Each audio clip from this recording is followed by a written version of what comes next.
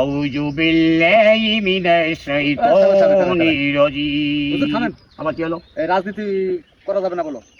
না, ওই তাফসীরে মাহফিলে রাজনীতি কথা তো অবশ্যই আসবে, কোরআন হাদিসের কথা যেখানে আলোচনা হবে সেখানে আগুন আসেই, কিন্তু ওই রাজনীতি কথাই তো আসবে। আমাদের নবীজি কি বলে গেছেন? নবীজি কি রাজনীতি সম্পর্কে কথা বলতেন? উনি হাদিস কোরআন সম্পর্কে কথা বলতেন। হাদিস কোরআন সম্পর্কে তার থেকে রাজনীতি কথা চলে আসেন। কথা বলে দেখেন আপনারা। জয় সভাপতি সাহেব, তাহলে আপনার অনুমতিতে আমি তাফসীর শুরু করি। আল্লাহ পাক বলেছেন, এই বাচ্চারা মাইকটা একটু দাও তো। ইরানের সঙ্গে যে যুদ্ধ চলতেছে গোটা বিশ্বের লোকে জানে, সেই ইরান সরকার আয়াতুল্লাহ খামেনিকে চরমভাবে বোমা ফেলে তাকে হত্যা করা হয়েছে। সারা বিশ্বের মুসলিম কান্ট্রির কাছে একটাই আমার আবেদন, আপনারা সেই খামেনির জন্য দোয়া করবেন। আর এই আমেরিকার সরকার ওই ট্রাম্প হইতে হলো বড় শয়তান।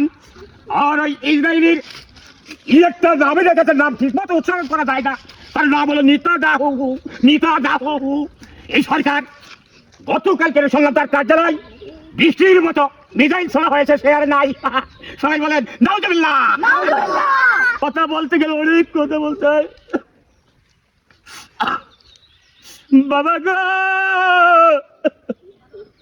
মুসলিম কান্ট্রির বাড়ি এত অত্যাচার আছে। আল্লাহ তোমার কাছে দাবি থাকলো, তুমি মুসলিম কান্ট্রিতে ঐতিহ্য বজায় রেখো। কি বলবো, বলার কিছু নাই। এই মুসলিম কান্ট্রির ভেতরে আল্লাহ সবকিছু দিয়েছে, সোনার খনি দিয়েছে, তেলের খনি দিয়েছে, গ্যাসের খনি দিয়েছে, প্রত্যেকটা খনি এই মুসলিম কান্ট্রির ভেতর দিয়েছে।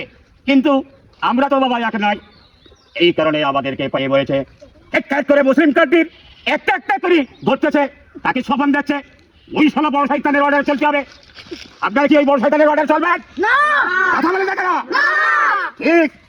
আর একটা কথা হলো, দুঃখের কথা বলতে গেলে মুখ পেটে যায়। পরকালে যদি যাওয়ার ইচ্ছা থাকে এই রোজার মাসে ভয় পাৎকার আল্লাহ, হ্যাঁ, মানুষের ভয় জীবনে পাবো না। হ্যাঁ রেকর্ড। তারপরে কি বলা যায়, আমাদের নবীর আদর্শ মেনে না চললে আমরা পরকালে যেতে পারবো না। সুপারিশ করবে আমাদের সেই দিনের নবী, আপনারা জানেন। ভাইরা, আপনারা দিনের পথে চলে আসুন, ভালোভাবে চলে আসুন, রোজা থাকুন। এই রোজা প্রাইজ দেবে কে? আল্লাহ। আল্লাহ নিজাতে প্রাইজ দেবে। এইবারে দোয়া করি আমরা সেই ইরান সরকারকে, আল্লাহ আল্লাহ তুমি খামেনিকে বেহেশত নসিব করো। আল্লাহ ওই খামেনি শুনেছি, আমরা তো ওখানে যেতে পারি নাই, শুনেছি সেই নবীর বংশধর। আল্লাহ তাই যদি হয় তাহলে ওই ইরান থেকে যেভাবে ঘোষণা দিয়েছে 27টি মার্কিন ঘাঁটি 27টি দেশে যেভাবে মিসাইল ছোড়া হচ্ছে, ওইভাবে বর্ষার মতো তাদেরকে ফিনিশ করে দেওয়া হচ্ছে। এই দুনিয়ার পর থেকে তাদেরকে নাম মুছে দেওয়া হোক। বাবা গো, এই মুসলিমদের তুমি রক্ষা করো, তুমি ইবাদত করো, ওই ইহুদিদের সঙ্গে আমাদের তুলনা করো না। আল্লাহ নবী গো, আমার দিনের নবী। আমিন।